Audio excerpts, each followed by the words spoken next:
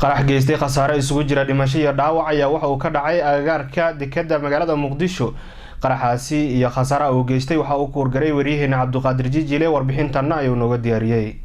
gaari laga soo buuxiyay waxyaabaha qarxa ayaa wuxuu ku qarxay maqaayad u dhow dekedda Muqdisho. lama xaqiijin karo khasaaraha rasmiga ee ka dhashay qaraxa walow ay jiraan khasaaro dhimasho iyo dhaawac waxaana goobta uu qaraxa ka dhacay lagu arkay meydadka laba caruur ah. laamaha ammaanka oo goobta soo gaaray ayaa howlgal ka wada halka uu qaraxa ka dhacay iyadoo laga daadgureynayo goobta meydadka iyo dhaawacyadii uu haleelay qaraxaasi. taliyaha ciidamada booliska Soomaaliyeed oo goobta uu qaraxa ka dhacay soo gaaray ayaa sheegay in ilaa iyo hadda la xaqiijin karin khasaaraha dhabta ah ee ka dhashay qaraxa.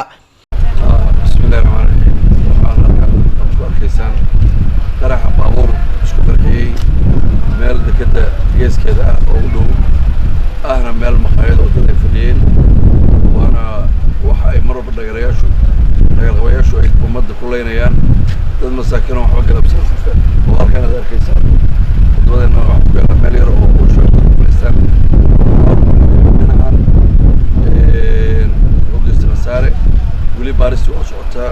waa daqiiqadii ugu horreeyay gurmadka ugu horreeya loo fidiyay ummaddii meesha ku dhaawacantay intii ku dhimatayna Allah u naxariisto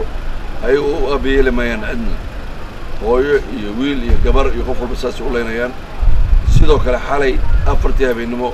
waxaanu joognay Horowa nin saas oo kale gabaro hooyooyin wax ku iibsadaan oo suuqa geliyay ayaa laba hooyo aragtay soo sheegeen labadii hooyo ugu dhaawacay. taas waxay ku tusaysaa dadkii inay khaatib ilaahay ka taagan yihiin aysan rabin haddana maxaa uu yahay meesha uu qarxay wax sabab uu qarxaysan meesha kaliya weli baaris waa socotaa inaan ka hornacno ma rabno khasaaro dhimasho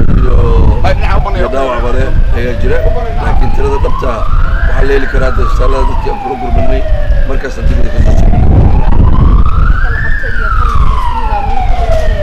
waa qaraxyada raadina ka mid yahay taarikada haystana ma jirto xalina sidaas oo kale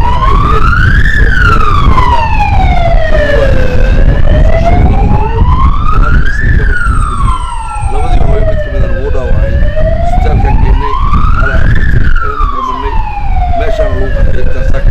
aan dadkiisa dhamaanin suuqa ka adeeganayo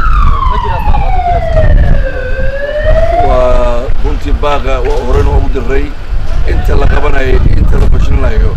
inta ugu badan 90% ciidamada amniga ayaa u soo sheegay annaguna saasaan u ballan qaadnay